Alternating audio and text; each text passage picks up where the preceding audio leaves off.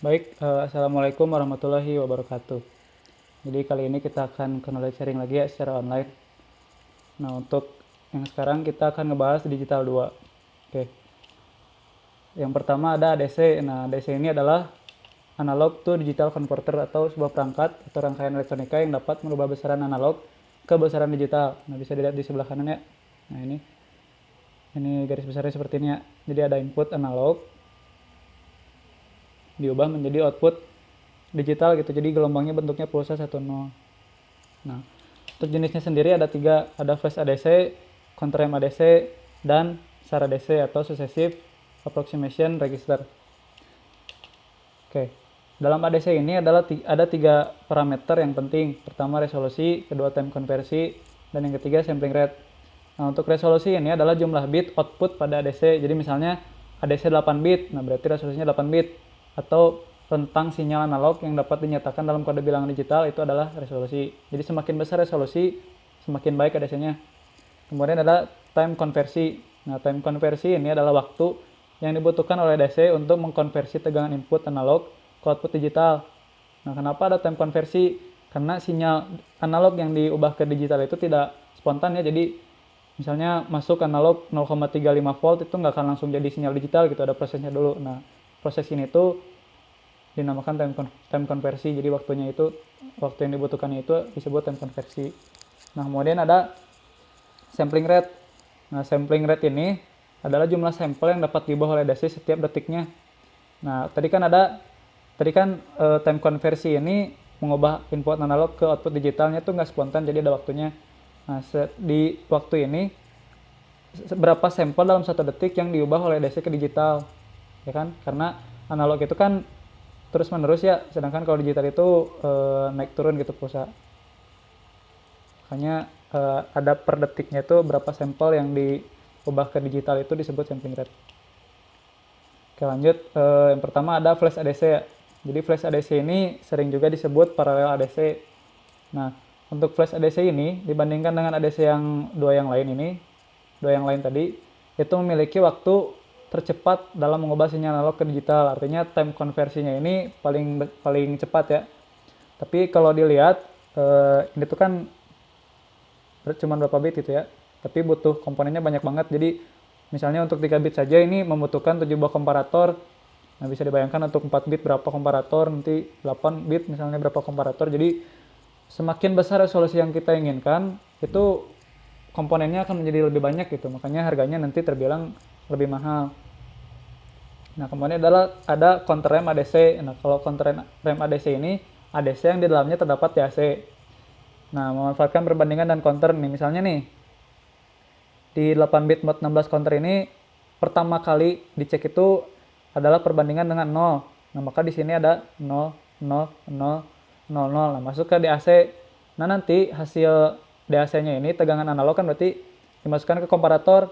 Nah, si hasil DAC ini dibandingkan dengan VIN. Misalnya tadi VIN-nya 0,35. Nah, tidak sama dengan 0 kan? Maka nanti di sini akan berlogik 0, jadi si clock osilatornya akan aktif gitu, akan memberikan clock ke counter. Makanya counternya nanti dari asalnya 0000 akan berubah jadi 00001 0001 atau digital 1 gitu. Nah, masuk lagi ke DAC dibandingkan lagi ke sama VIN sama atau enggak. Nah, kalau misalnya udah sama, nanti clocknya nggak akan memberikan pulsa, jadi nanti counternya akan berhenti.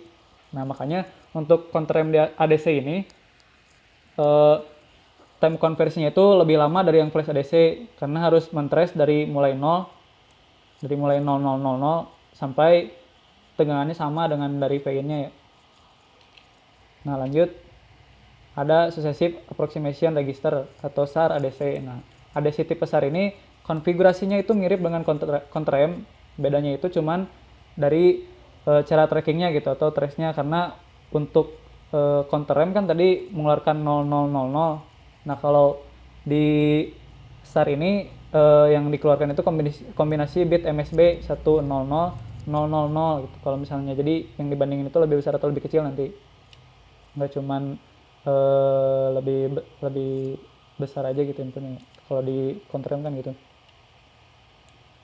Nah, sebelum ke DAC, jadi kalau misalnya dilihat dari konfigurasi ADC yang ketiganya itu semuanya sama-sama pakai komparator. Jadi komponen yang penting di sana itu komparator ya. Nah, kemudian yang kedua ada DAC atau digital to analog converter. Nah, digital to analog converter ini adalah sebuah perangkat atau rangkaian elektronika yang dapat merubah besaran digital ke besaran analog. Jadi kebalikannya dari yang tadi ya. Nah, di sini bisa dilihat di sebelah kanan ada MSB, LSB. Nah, MSB ini MOS, kalau yang LSB itu list. Jadi yang bit tinggi ada di atas, yang bit rendah ada di bawah ya. Nah, terus ada V referensi, kemudian ada Vout. Ini Vout ini adalah tegangan analognya gitu. Oke, untuk DAC ini ada dua jenis ya, binary weight DAC dan air to air ladder DAC. Oke, yang pertama kita akan ngebahas binary weight DAC. Nah, binary weight DAC ini rangkaian yang menjumlahkan tegangan berdasarkan arus yang dihasilkan dari penutupan switch D0 sampai D3. Nah, untuk resistor-resistornya bisa dilihat ya, ini ada 12,5, ada 25, 50, 100. Nah, ini tuh nilai resistornya diatur sedemikian rupa ya, dengan skala sehingga memenuhi kondisi bobot biner. Makanya nanti tegangannya itu sesuai gitu. Kalau misalnya tegangannya sekian, bitnya sekian, tegangannya sekian, bitnya sekian. Nah, kalau misalnya ini nggak benar, nanti hasilnya salah gitu ya, resolusinya akan sama nanti.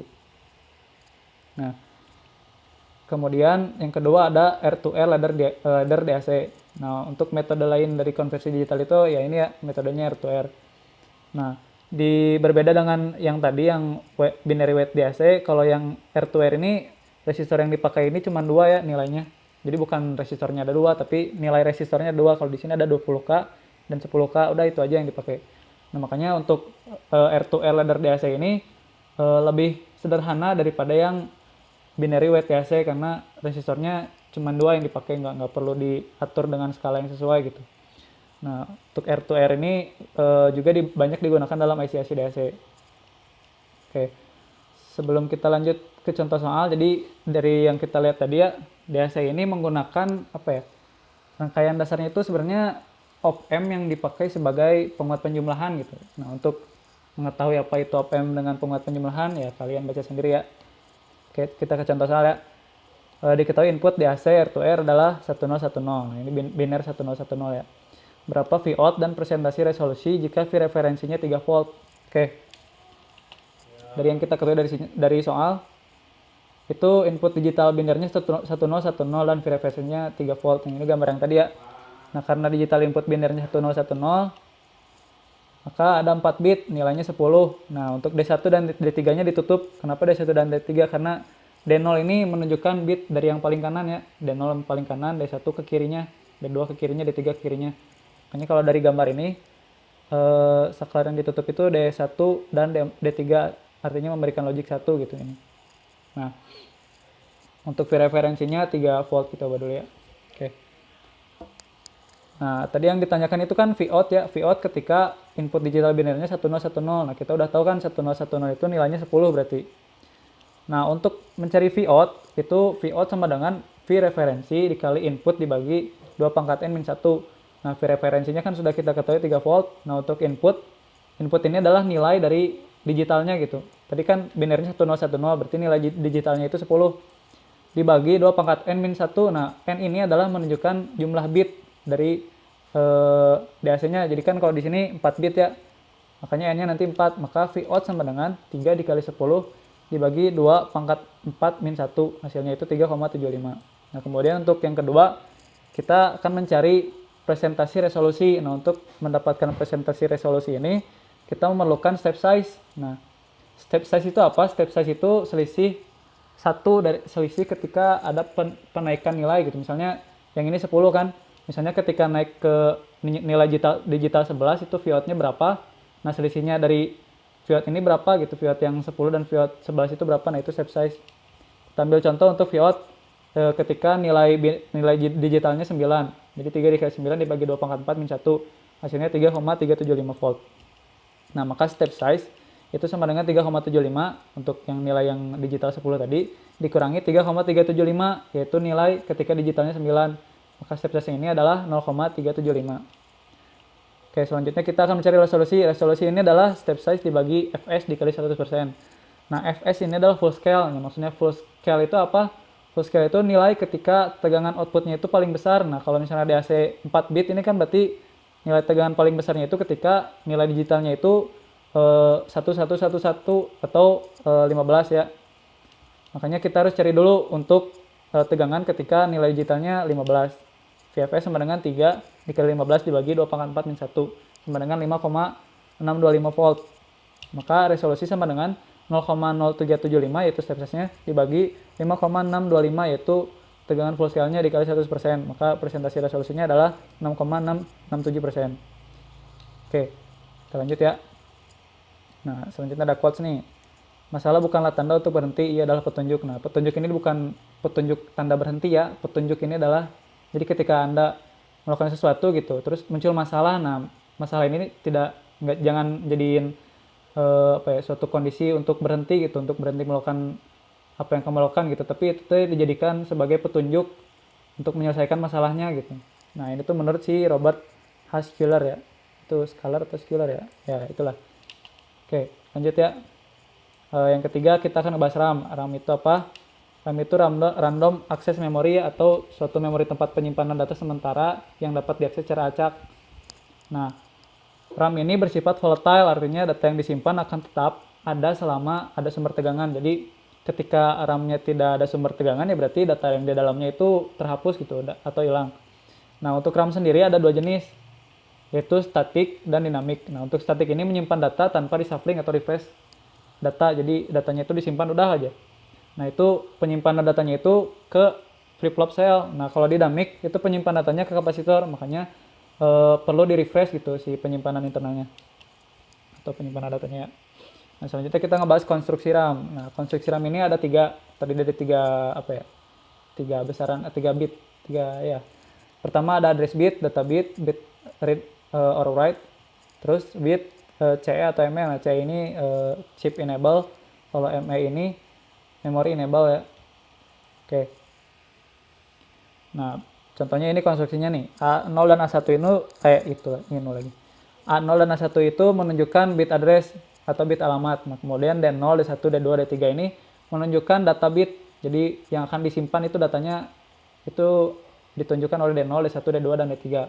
Kemudian ada bit CE. Nah, bit CE ini chip enable. Kalau misalnya dilihat chip enable-nya itu aktif low ya, atau ketika CE-nya bernilai 0 atau diberi logic 0, maka si chip ini akan aktif. Nah, aktifnya itu maksudnya gimana? Aktifnya itu read atau write. Ketika RW kita beri logic 1, maka R atau read. Jadi si eksekusi yang akan dilakukan si RAM ini adalah membaca inputan. Jadi D0, D1, D2, D3 ini dibaca kemudian disimpan. Nah, kalau misalnya bit RW-nya itu 0, maka eksekusi yang dijalankan itu write. Artinya yang disimpan tadi, bit yang disimpan tadi akan di-outputkan, dikeluarkan di buffer out gitu. Nah, itu ya untuk konstruksi RAM. Ini pipo semua ya. Ini cara memindahkan datanya itu pipo semua. Oke, kita lanjut ya. Nah, terus ekspansi RAM. Nah, ekspansi itu kan berarti memperluas ya. Berarti artinya itu ekspansi RAM itu memperluas kapasitas RAM gitu ya, memperbesar kapasitas RAM.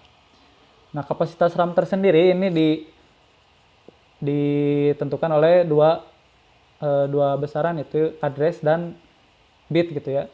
Nah, kalau misalnya dilihat nih contoh yang paling kiri ini, yang kiri pojok. Di sini address lainnya 0, jadi addressnya itu cuma 1. Kemudian ada 64 input, jadi ada 64 bit, makanya di satu alamat itu atau satu tempat penyimpanan itu isinya itu 64 bit datanya.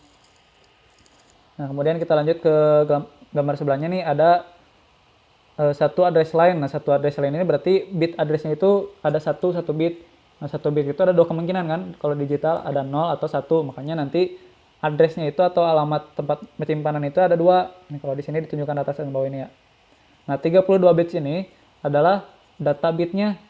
Data bitnya itu berjumlah 32 bit. Jadi nanti datanya itu datanya itu diwakili 32 bit, disimpannya itu ke bisa alamat 0 atau alamat 1 untuk yang 2 kali 32. Nah, kemudian ada yang sebelah kiri pojok bawah nih. Ini ada 16 bit, kemudian ada 4 alamat. Nah, makanya setiap alamat ini nanti masing-masing alamat ini datanya itu ada 16 bit. Sama ya kayak yang tadi, cuman kalau yang ini bit address-nya ada 2, jadi 2 pangkat 2 ada 4 alamat gitu. Kalau yang ini ada sebelah kanannya ada 3 bit address, jadi ada 2 pangkat 3 ada 8 alamat. Nah, kalau dilihat di semuanya ini kan sebenarnya kapasitasnya itu 64 gitu ya. 1 kali 64, 2 kali 32 kan 64, 4 kali 16 64, 8 kali 8 64. Cuman ini tuh menunjukkan kalau kapasitas RAM itu sama tapi bisa dibentuk, cara ngebentuknya itu beda-beda gitu. Oke, lanjut kita ke ekspansi ya. Jadi ekspansi ini bisa dilakukan salah satunya dengan chip select system. Tadi kan kita udah tahu ya, kalau yang tadi CE ya, chip enable ya. Jadi CS ini sebenarnya chip enable ini. Nah, misal nih untuk yang gambar yang ini ada 2 chip, chip A dan chip B. Nah, alamatnya ini diparalelkan. Jadi alamat yang chip A ini ada 2 pangkat 5, ada 32 alamat, dan chip B ini ada 2 pangkat 5 juga ya, ada 32 alamat. Nah, ini diparalelkan artinya nanti bit address dari chip A dan chip B ini pasti sama. Nah, kemudian cara untuk menentukan cara ekspansinya itu secara bagaimana sih? Nah, kalau dilihat kan chip address ini yang A ini punya 32 alamat, yang B ini punya 32 alamat. Nah, kalau dijumlahkan itu ada 64 alamat. Nah, 64 alamat ini kenapa bisa menjadi 64 alamat? Kalau kita lihat itu diatur oleh ini nih yang masuk ke CS ini nih. Pin yang masuk ke CS ini ada pin ini ya. Nah, ketika pin ini bernilai, ini pin apa ya nggak dinamain ya? Kita namain aja pin CS ya. Ketika pin CS ini bernilai 0, maka yang aktif yang mana? Kita lihat berarti yang aktif yang B ya, karena yang di sini ada inverter, maka yang masuk ke chip A ini CS-nya bitnya 1. Nanti yang berarti yang aktifnya B.